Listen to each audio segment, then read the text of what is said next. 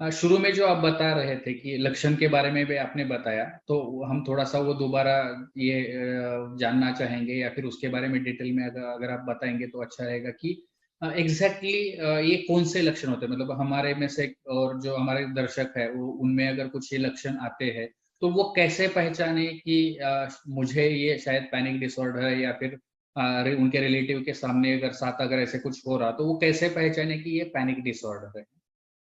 आज की तारीख में जो भी सारे दुनिया भर में इसके अभ्यास हुए हैं, उसमें इस बीमारी के अलग अलग कॉम्बिनेशन में 13 किस्म के सिम्टम्स आ सकते हैं, और पैनिक अटैक का डायग्नोसिस करने के लिए कम से कम 4 लक्षण एक ही वक्त पे होना जरूरी है, जो एकाएक शुरू हो जाए और 10 मिनट से ज्यादा लंबे अर्स तक खींच जाए। इसमें लक्षण है, पहले छाती से जुड़े हुए, छाती की धड़कन महसूस होना, हार्ट बीट महसूस होना, छाती में धड़धड़ होने लगना, या छाती में बहुत भारीपन सा महसूस होना, ऐसा लगे जैसे हमें हार्ट अटैक आ रहा है। दूसरा, अपने श्वासोश्वास की प्रक्रिया से है, घुटन सी महसूस होना, या छाती पे कोई किस्म का जैसे किसी ने कुछ कुछ बांध के रख दिया हो, छाती को कुछ जकड़न सी हो, कोई टाइट बैंड बन गया, जैसे छाती पे किसी ने रबर बैंड बांध दिया या बोझा रख दिया हो, ऐसी भावना महसूस होना। उसके बाद हाथ पैर में हल्की सी कंपन, या जैसे सुन पड़ जाना, या ऐसा लगना कि हमें चींटियां जैसे चल रही है। पसीना छूटना, खास करके हथेली में पसीना या पैरों के तलिए में पसीना घबराहट की एक निशानी है। उसके बाद में अजीब सा कुछ ना कुछ महसूस होना। अजीब मतलब या तो अपने बदन का कोई हिस्सा जैसे अपने बदन का है ही नहीं, बदन से जुड़ा ही नहीं है, या ये लगना कि अपना माहौल जो है, भले हम इस माहौल में पहले आ चुके हैं मगर दोबारा उसी माहौल जिसकी हमें काफी सारी जानकारी है, वही माहौल कुछ अजीब सा महसूस होना, ये लगना कि कुछ गंभीरता इस माहौल में चल रही है। उसके साथ साथ पेट में या तो गुड़गुड़ाहट होना, या बार बार बाथरूम पेशाब टॉयलेट को जाने की दिल करना। ये हो गए 10 लक्षण। और 3 किस्म की अत्यंत चिंता पैदा होना, या तो ऐसी चिंता महसूस होना कि अब तो ये दौरा बस, ये मेरा आखिरी सांस है, ये तो मैं गया। दूसरा, अरे बाप रे, ये परेशानी इतनी ज्यादा है कि मैं अपने आप को संभाल नहीं पाऊंगा। या तीसरा, कि ये माहौल इतना ही चलता रहा तो मेरा दिमागी संतुलन उतर जाएगा। इस 13 में से कोई भी अलग अलग कॉम्बिनेशन के 4 लक्षण एक ही वक्त एकाएक महसूस होना, कम से कम 10 मिनट तक जारी रहना और फिर उतर जाना, ये माहौल, ये अटैक तो नरम पड़ने के बाद थकावट सी महसूस होती है जो घंटों चल सकती है। जो शारीरिक प्रक्रिया है कि ये बीमारी के लक्षण महसूस होते हैं जब उत्तेजना उत्पन्न करने वाले दिमाग के रसायनों का बदन में प्रमाण बढ़ जाता है। क्यों बढ़ जाता है उसके बारे में अभी ठोस जानकारी नहीं है, मगर जो प्रमाण बढ़ गया है उसकी शरीर में अलग अलग हिस्सों को मालूम पड़ता है कि बढ़ गया, तो अपना बदन अपने आप को शांत कर देता है, उत्तेजना उत्पन्न करने वाले रसायनों को न्यूट्रलाइज कर देता है। ये सारी प्रक्रिया, उत्तेजितता उत्पन्न करने वाले रसायनों की वृद्धि होना और बदन की अपनी प्रक्रिया ने उस उत्तेजितता पैदा करने वाले रसायनों को नरम कर देना या न्यूट्रलाइज करना, ये प्रक्रिया तकरीबन 15 से 18 मिनट की है। उसके दरमियान यदि आपने अपना विश्वास बनाए रखा, अपनी समतुलता जारी बनाए रखी, तो ये 12 मिनट के अंदर उतर सकता है। मगर इस दौरे के दरमियान यदि आप हाय तौबा मचा दो, भागा दौड़ी शुरू कर दो, तो ये 2 घंटे तक खींच जाता है। एक सोचने वाली बात यह है कि कई मरीज इस दौरे के दरमियान ऐसा महसूस करते हैं कि अपने को हार्ट अटैक होने वाला है या लकवा हो रहा है, भागे भागे अस्पताल जाते हैं। ये भागा दौड़ी करना वो ही इस दौरे ऐसे रसायनों को ज्यादा उत्तेजित करता है। कई सारे मरीज हैं जो इस दरमियान, ऐसे दौरे के दरमियान भागे भागे जाते हैं, अस्पताल जाते हैं, कार्डियोग्राम लेते हैं, कई लोग अपने आप को आईसीयू में एडमिट करवा देते हैं और डॉक्टर कहेंगे भाई कुछ बीमारी नहीं है, मगर उनके दिल को तसल्ली नहीं होती कि हमें कोई बीमारी नहीं है, क्योंकि जब दौरा पड़ता है तब बहुत ही परेशानी पैदा करता है।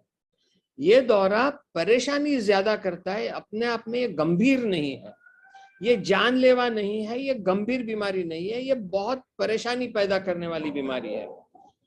मैं मरीजों को कहता हूं कि ये दौरा रास्ते पे भौंकते कुत्ते जैसा है।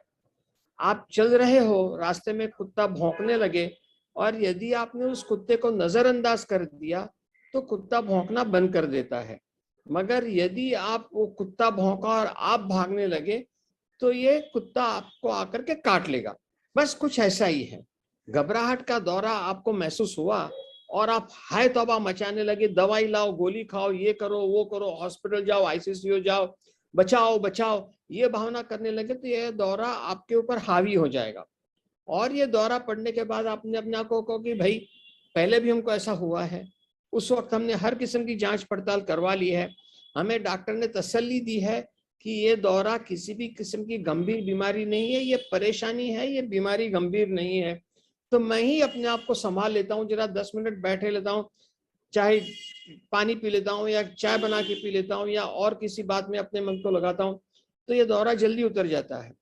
इस दरमियान यदि आपने बीड़ी सिगरेट पीना चालू कर दिया तो उत्तेजित का बढ़ा सकता है।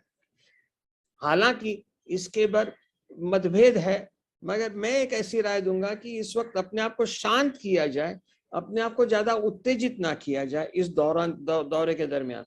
हाय तौबा मत मचाएं।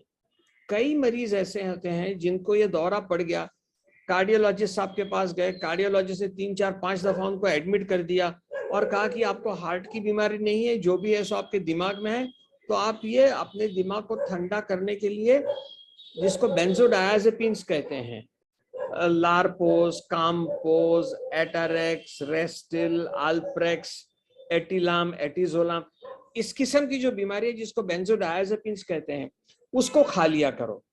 अब इस वक्त परेशानी ये आती है कि समझो आपको दौरा पड़ा और आपने सोचा अरे इस दौरा पड़ा, आपने दवाई खा लेते हैं, तो दौरा शुरू होना और आज जाकर के आप दवाई लेके आएंगे, दवाई खाएंगे, दवाई की असर होगी, उसको 15 मिनट तो लग ही जाते हैं। और दौरा ऐसा है कि वो अपने आप में कुछ किए बगैर भी उतर जाता, मगर मरीज को ऐसा लगता है कहीं ना कहीं उनका आत्मविश्वास जो कमजोर हो गया था दौरा पड़ने के वक्त, वो दवाई के पर उनका विश्वास बढ़ जाता है और बिना वजह के फिर वो गोलियों का सेवन करते रहते हैं। इसके कारण ये दवाई का सेवन करने से भी अपनी क्षमता कम हो जाती है, ये उसकी गंभीर जो परेशानी थी वो समस्या बन जाती है फिर। इसलिए मेरी राय ये है कि घबराहट का दौरा आम बात है। किस स्तर पे परेशानी के किस स्तर पे दौरा पड़ेगा वो हर व्यक्तित्व के अनुरूप है। जिसका व्यक्तित्व मजबूत हो वो परेशानियां अच्छी तरह झेल सकता है, जिसका व्यक्तित्व कहीं ना कहीं थोड़ा सा कमजोर हो वो छोटी छोटे परेशानी में भी इस किस्म की घबराहट महसूस कर सकता है। घबराहट ये परेशानी है, ये बीमारी नहीं है, उसकी गंभीरता की बात तो छोड़ो।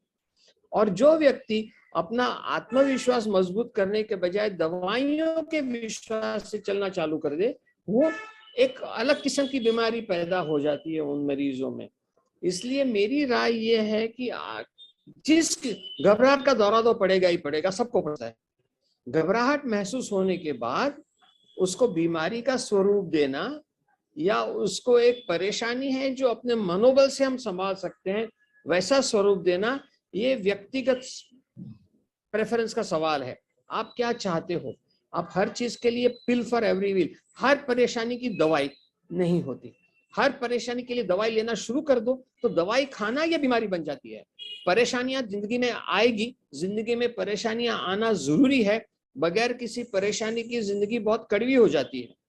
परेशानियां तो आएगी ही आएगी। आप जितना अपने सामाजिक स्तर में या अपना व्यावसायिक स्तर में, अपने अभ्यास स्तर में आगे बढ़ोगे, आपकी समस्याओं की संभावना और अपनी समस्याओं की तेजी भी बढ़ती जाएगी। मगर समस्या आने पे हड़बड़ा जाना ये बीमारी बन जाती है। समस्या आने पे अपना मन पकड़े के रखो, मन मजबूत करो, ये सोचो कि ये बीमारी नहीं है, ये मेरी परेशानी का एक आईना है, और मेरा परेशानी दिमाग में है या बदन में है। जब दिमाग परेशानी हो जाएगा तब दिमाग के वो परेशानी वाले रसायन बदन को भी परेशान कर देते हैं। तो मैं अपना दिमाग ठंडा रखूं, अपना मनोबल बढ़ाऊं और इस परेशानी को खुद झेलूं, या हर वक्त भागा भागा डॉक्टर के पास जाऊं?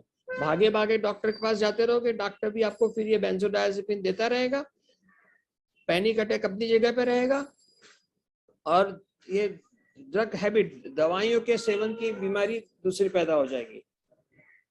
ऐतिहासिक तौर पे ये बात भी समझने लायक है कि इस बीमारी का एक लक्षण है छाती की धड़कन बढ़ जाना।